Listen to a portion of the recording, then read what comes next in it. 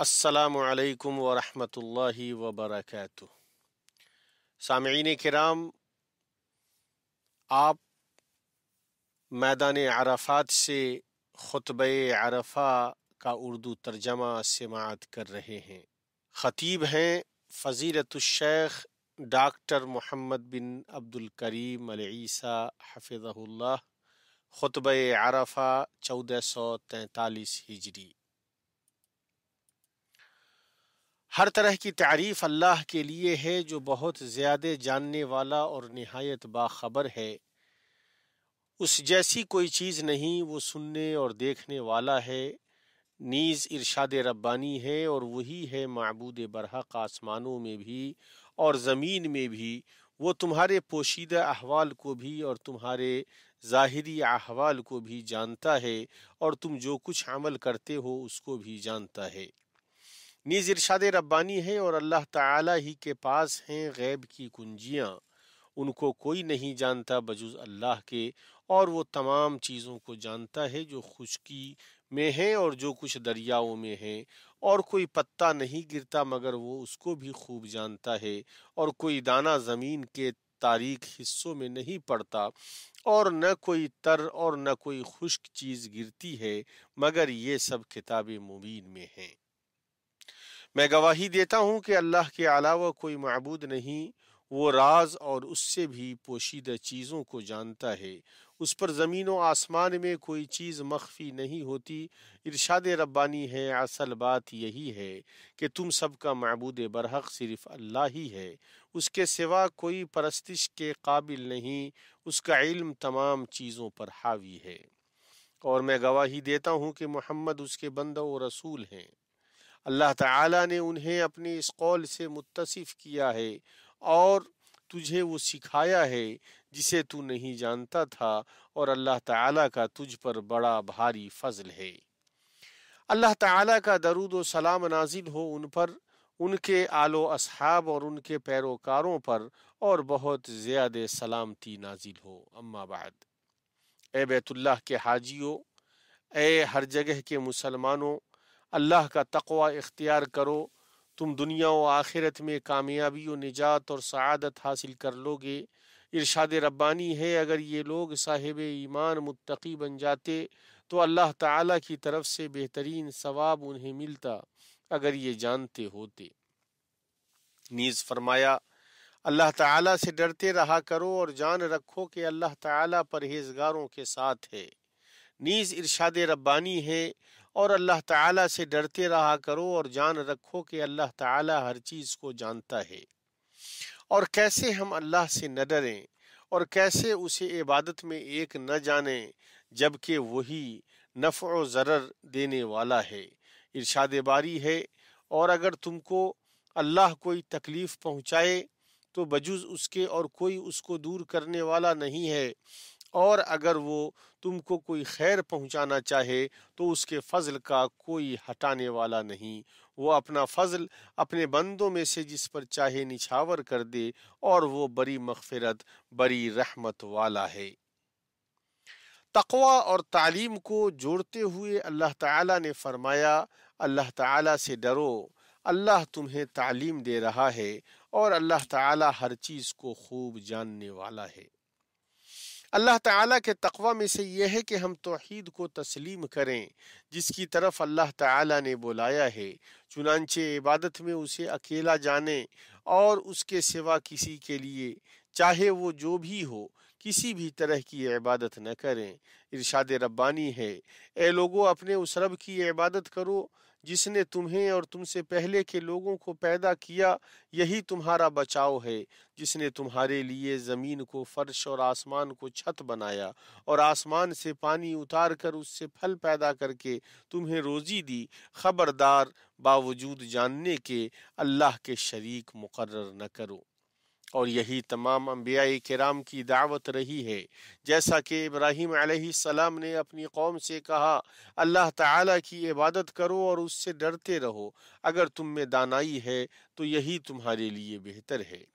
اللہ تعالیٰ نے کتابیں نازل فرمائیں اور انبیاء مبعوث فرمائے جو اپنی قوموں کو سکھانے والے اور توحید اور عبادت میں اللہ کو ایک ماننے کی طرف بلانے والے تھے، تو انبیاء میں سے ہر نبی اپنی قوم سے کہتے، اے میری قوم، تم اللہ کی عبادت کرو، اس کے سوا کوئی تمہارا معبود ہونے کے قابل نہیں، کیا تم ڈرتے نہیں ہو؟ تو یہ بات ثابت ہوئی کہ وہ توحید ہی جس میں ہم عبادت میں اللہ کو ایک جانتے ہیں، شہادت اللہ الہ الا اللہ کا مفہوم ہے، ارشاد ربانی ہے۔ اللہ تعالیٰ ارشاد فرما چکا ہے کہ دو معبود نہ بناؤ، معبود تو صرف وہی اکیلا ہے، بس تم سب صرف میرا ہی ڈر رکھو، آسمانوں میں اور زمین میں جو کچھ ہے سب اسی کا ہے اور اسی کی عبادت لازم ہے، کیا پھر تم اس کے سوا اوروں سے ڈرتے ہو؟ تمہارے پاس جتنی بھی نعمتیں ہیں سب اسی کی دی ہوئی ہیں، اب بھی جب تمہیں کوئی مصیبت پیش آ جائے تو اسی کی طرف نالہ و فریاد کرتے ہو، اور جہاں اس نے وہ مصیبت تم سے دفع کر دی، تم میں سے کچھ لوگ اپنے رب کے ساتھ شرک کرنے لگ جاتے ہیں کہ ہماری دی ہوئی نعمتوں کی ناشکری کریں، اچھا کچھ فائدہ اٹھا لو، آخر کار تمہیں معلوم ہو ہی جائے گا۔ تو رسالت محمد صلی اللہ علیہ وسلم کی گواہی کے ساتھ اللہ کی توحید کی گواہی اللہ کی خوشنودی کے حصول کا سبب اور قیامت کے دن نجات کا سبب ہے۔ رسالت کی شہادت کے مفہوم میں سے یہ بھی ہے کہ رسول اکرم صلی اللہ علیہ وسلم نے جن چیزوں کی خبر دی ہے ان کی تصدیق کی جائے اور ان کے اوامر میں ان کی اطاعت کی جائے اور ان کے لائے ہوئے طریقے کے مطابق اللہ کی عبادت کی جائے، جیسا کہ ارشاد ربانی ہے، اے نبی، یقیناً ہم نے ہی آپ کو گواہیاں دینے والا، خوشخبریاں سنانے والا، آگاہ کرنے والا بنا کر بھیجا ہے، اور اللہ کے حکم سے اس کی طرف بلانے والا اور روشن چراغ۔ شہادتین اسلام کے ارکان میں سے سب سے پہلا رکن ہے، جیسا کہ اللہ کے نبی صلی اللہ علیہ وسلم نے فرمایا، اسلام کی بنیاد 5 چیزوں پر ہے، اس بات کی گواہی دینا کہ اللہ کے علاوہ کوئی معبود نہیں اور محمد اللہ کے رسول ہیں، نماز قائم کرنا، زکوٰۃ ادا کرنا، رمضان کے روزے رکھنا، جو بیت اللہ کی استطاعت رکھتے ہیں ان کے لیے بیت اللہ کا حج کرنا۔ اسلام کا دوسرا رکن نماز قائم کرنا ہے، ارشاد ربانی ہے، اور نماز قائم کریں، یقیناً نماز بے حیائی اور برائی سے روکتی ہے، بے شک اللہ کا ذکر بہت بڑی چیز ہے، تم جو کچھ کر رہے ہو اس سے اللہ خبردار ہے۔ زکوٰۃ اللہ کی کتاب میں نماز سے جڑی ہوئی ہے اور یہ اسلام کا تیسرا رکن ہے، اور وہ اس طرح ادا کی جائے کہ مالدار اپنے مال کا ایک حصہ زکوٰۃ کے مصارف کے لیے دے، جو سماجی تعاون اور مفاد عامہ میں حصہ داری کے سلسلے میں دین کے بعض محاسن کو ظاہر کرتی ہے۔ ارکان اسلام میں سے رمضان کے مہینے کا روزہ رکھنا اور بیت اللہ کا حج کرنا ہے۔ ارشاد ربانی ہے، اللہ تعالیٰ نے ان لوگوں پر جو اس کی طرف راہ پا سکتے ہوں اس گھر کا حج فرض کر دیا گیا ہے۔ حاجیوں، اس فریضے کی ادائیگی کے لیے راستے کو آسان کر کے یقیناً اللہ تعالیٰ نے تمہارے اوپر بڑا احسان کیا ہے، تو اس میں اپنے نبی صلی اللہ علیہ وسلم کے طریقے کی پیروی کرو۔ ارشاد نبوی ہے، تم مجھ سے اپنے نسک کے طریقوں کو لے لو۔ ارشاد ربانی ہے، حج کے مہینے مقرر ہیں، اس لیے جو شخص ان میں حج لازم کر لے وہ اپنی بیوی سے میل ملاپ کرنے، گناہ کرنے اور لڑائی جھگڑے کرنے سے بچتا رہے۔ تم جو نیکی کرو گے اس سے اللہ تعالیٰ باخبر ہے، اور اپنے ساتھ سفر خرچ لے لیا کرو، سب سے بہتر توشہ اللہ کا ڈر ہے، اور اے عقل مندو مجھ سے ڈرتے رہا کرو۔ اسی طرح اللہ کے نبی صلی اللہ علیہ وسلم نے دین کے دوسرے مراتب کو بیان فرمایا ہے، تو احسان یہ ہے کہ آپ اللہ کی عبادت اس طرح کریں گویا آپ اسے دیکھ رہے ہوں، اگر آپ اسے نہ دیکھ رہے ہوں تو وہ تمہیں دیکھ رہا ہے۔ ایمان کے ارکان میں سے یہ ہے کہ آپ اللہ پر، اس کے فرشتوں پر، اس کی کتابوں پر، اس کے رسولوں پر اور آخرت کے دن پر اور تقدیر کے اچھے اور برے ہونے پر ایمان رکھیں۔ تو اے اللہ کے گھر کے حاجیوں، اے ہر جگہ کے مسلمانوں، میں آپ سب کو اور خود کو اللہ کے تقوی کی وصیت کرتا ہوں، اس لیے کہ وہ سب سے بہترین توشہ ہے۔ اسی طرح میں آپ سب کو اور اپنے نفس کو نیکیوں کے کرنے میں جلدی کرنے کی وصیت کرتا ہوں۔ اللہ تعالیٰ فرماتا ہے، اور اپنے رب کی بخشش کی طرف اور اس جنت کی طرف دوڑو جس کا عرض آسمانوں اور زمین کے برابر ہے، جو پرہیزگاروں کے لیے تیار کی گئی ہے۔ نیز ارشاد ربانی ہے، اور نیک کام کرتے رہو تاکہ تم کامیاب ہو جاؤ۔ اللہ کے بندو، جان لو کہ خیر کے کاموں میں جلدی کرنے کی قبیل سے یہ ہے کہ اسلام کے ان اقدار کو اپنانے کی بھرپور کوشش کریں جو مسلمانوں کے طرز عمل اور سلوک کو تشکیل دیتے ہیں اور اسے اچھی طرح مہذب اور بہتر بناتے ہیں، اور ان سے ہمارے نبی کریم صلی اللہ علیہ وسلم متصف تھے، جیسا کہ رب جل وعلا نے بیان فرمایا ہے۔ یقیناً آپ عظیم اخلاق پر فائز ہیں۔ اور آپ علیہ الصلاۃ والسلام نے فرمایا، یقیناً قیامت کے دن میرے نزدیک تم میں سب سے محبوب اور میرا سب سے قریبی ہم نشین وہ ہے جو تم میں اخلاق کے اعتبار سے سب سے بہتر ہو۔ عام طور پر حسن خلق تمام لوگوں کے مابین ایک مشترک قدر ہے، مسلم اور غیر مسلم دونوں جس کا احترام کرتے ہیں، اس لیے کہ یہ قول و عمل میں اچھے رویے کا نام ہے۔ ارشاد ربانی ہے، لوگوں سے اچھی باتیں کہو۔ نیز ارشاد ربانی ہے، نیکی اور بدی برابر نہیں ہوتی، برائی کو بھلائی سے دفع کرو، پھر وہی جس کے اور تمہارے درمیان دشمنی ہے ایسا ہو جائے گا جیسے دلی دوست۔ جہالت اور بے وقوفی کا مقابلہ کرنے کے سلسلے میں اللہ سبحانہ کا ارشاد گرامی ہے، آپ درگزر کو اختیار کریں، نیک کام کی تعلیم دیں اور جاہلوں سے ایک کنارے ہو جائیں۔ نیز ارشاد ربانی ہے، پس آپ صبر کریں، یقیناً اللہ کا وعدہ سچا ہے، آپ کو وہ لوگ ہلکا یعنی بے صبرا نہ کریں جو یقین نہیں رکھتے، یعنی اس بات سے متنبہ رہیں کہ وہ آپ کو جھگڑوں اور ان کے نتائج کی طرف کھینچ نہ لے جائیں۔ ٹھوس اقدار کا مسلمان کسی جاہل یا متعصب یا رکاوٹ پیدا کرنے کی والے کی طرف متوجہ نہیں ہوتا ہے، وہ ہمیشہ اللہ تعالیٰ کے قول کو اپنے ساتھ رکھتا ہے۔ ارشاد ربانی ہے، اور جب بیہودہ بات کان میں پڑتی ہے تو اس سے کنارہ کر لیتے ہیں اور کہہ دیتے ہیں کہ ہمارے عمل ہمارے لیے اور تمہارے اعمال تمہارے لیے ہیں، تم پر سلام ہو، ہم جاہلوں سے الجھنا نہیں چاہتے۔ اسی طرح اسے معلوم ہوتا ہے کہ ایسے لوگوں سے الجھنا انہیں مشہور کرنے اور ان کے منصوبے کو کامیاب کرنے کا سبب ہوگا، اور اس سے انہیں خوشی ہوگی، بلکہ ان میں سے بہت سارے لوگ تو اسے سہارا بنانے لگتے ہیں۔ لیکن فریب دہی کے خطرات کا پردہ فاش کیا جائے، اسی طرح واضح گستاخی کا جواب دیا جائے، اور یہ ساری چیزیں اسلام کی حکمت کے ساتھ کی جائیں۔ بیت اللہ کے حاجیوں، اے مسلمانوں، اسلام کے اقدار میں سے یہ ہے کہ ان تمام چیزوں سے دوری اختیار کی جائے جو باہمی نفرت، باہمی بغض اور باہمی تفریق پیدا کرتی ہیں، اور یہ کہ ہمارے تعاملات پر باہمی محبت و شفقت چھائی رہے۔ یہ اقدار اللہ کی رسی کو مضبوطی سے تھامنے کے مطالب میں سر فہرست ہیں، جیسا کہ ارشاد ربانی ہے، سب مل کر اللہ کی رسی کو مضبوطی سے تھامو اور فرقے میں نہ بٹو۔ اتحاد، اخوت اور تعاون امت کے ڈھانچہ کو محفوظ اور مضبوط کرنے اور دوسروں کے ساتھ حسن تعامل میں پرامن باڑے کا کام کرتے ہیں، اور وہ اس بات کا شاہد ہے کہ اسلام ایک جامع روح ہے، وہ اپنے خیر میں پوری انسانیت کو سموئے ہوا ہے۔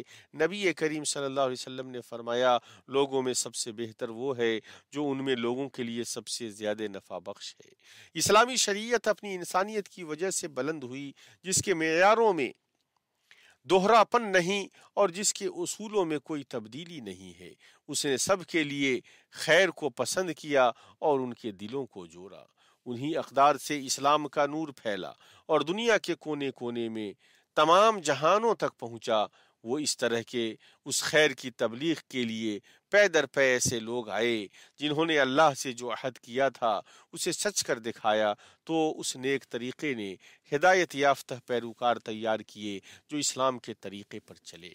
اسی طرح راسخ اہل علم کا وضاحت کرنے کی ذمہ داری سنبھالنے میں مبارک اثر تھا، اور اس میں سے اسلام کے بارے میں غلط اور گمراہ تصورات کا مقابلہ کرنا ہے۔ بیت اللہ الحرام کے حاجیوں، تمہارے وقوف کی یہ جگہ دعا کی قبولیت کی جگہوں میں سے ہے۔ نبی کریم صلی اللہ علیہ وسلم عرفہ میں خطبہ عرفہ دینے کے بعد ظہر اور عصر کی نماز جمع و قصر 2 رکعت، ایک اذان اور 2 اقامت کے ساتھ پڑھ کر اللہ تعالی سے دعا کرتے رہے اور اللہ کا ذکر کرتے رہے۔ آپ نے اس جگہ غروب آفتاب تک وقوف کیا، پھر اطمینان و سکون کے ساتھ مزدلفہ کے لیے روانہ ہوئے۔ آپ اپنے اصحاب کو سکینت و وقار کی تلقین کرتے رہے۔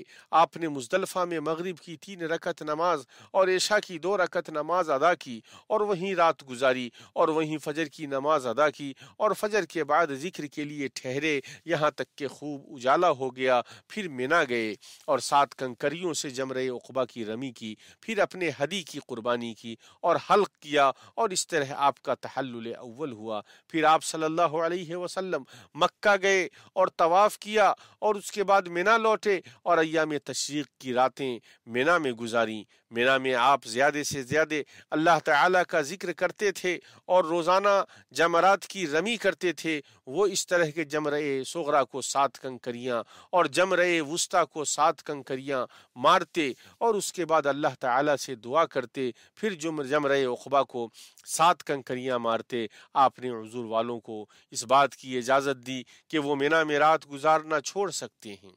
آپ مینا میں 13 تاریخ تک رکے۔ جلدی نکلنے والوں کے لیے 12 تاریخ کو نکلنا جائز ہے، اور آپ نے نسک سے فارغ ہونے کے بعد اپنے سفر سے پہلے طواف وداع کیا۔ اے مسلمانوں، اس عظیم موسم کے موقع کو غنیمت جانو۔ یوم عرفہ ہی وہ دن ہے جس میں یہ آیت نازل ہوئی، آج میں نے تمہارے لیے دین کو کامل کر دیا اور تم پر اپنا انعام بھرپور کر دیا، اور تمہارے لیے اسلام کے دین ہونے پر رضامند ہو گیا۔ اور اسی دن کے بارے میں اللہ کے رسول صلی اللہ علیہ وسلم نے فرمایا، کوئی دن نہیں ہے جس میں اللہ تعالیٰ عرفہ کے دن سے زیادہ بندوں کو آگ سے آزاد فرماتا ہو۔ وہ قریب ہوتا ہے اور فرشتوں کے سامنے ان لوگوں پر فخر کرتا ہے۔ تو اس دن زیادہ سے زیادہ دعا کرو، اس لیے کہ اللہ تعالیٰ نے تم سے دعاؤں کے قبول کرنے کا وعدہ کیا ہے۔ ارشاد ربانی ہے، اور تمہارے رب کا فرمان سرزد ہو چکا ہے کہ مجھ سے دعا کرو، میں تمہاری دعاؤں کو قبول کروں گا۔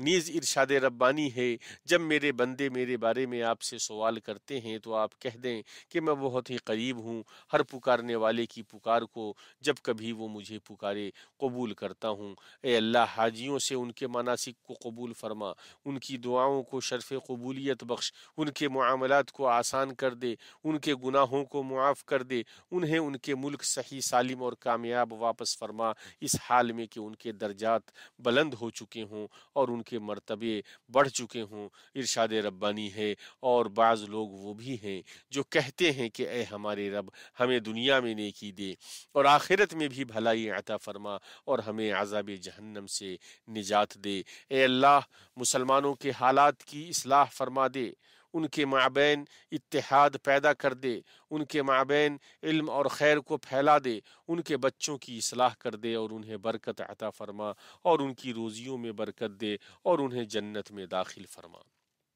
اے اللہ، خادم حرمین شریفین شاہ سلمان ابن عبدالعزیز اور ان کے ولی عہد شہزادہ محمد بن سلمان کو توفیق عطا فرما، ان کی مدد فرما اور انہیں درست راستے پر چلا، اور انہیں اور ان کی حکومت کو ان خدمات کے بدلے بہترین بدلہ عطا فرما جو انہوں نے اسلام اور مسلمانوں اور پوری دنیا اور پوری انسانیت کے لیے پیش کی ہیں اور کر رہے ہیں۔ اے اللہ، تو ان کا معید و معاون ہو جا، اور درود و سلام نازل ہو ہمارے نبی محمد اور ان کی آل و اولاد اور ان کے صحابہ کرام پر، اور بہت زیادہ سلامتی نازل ہو۔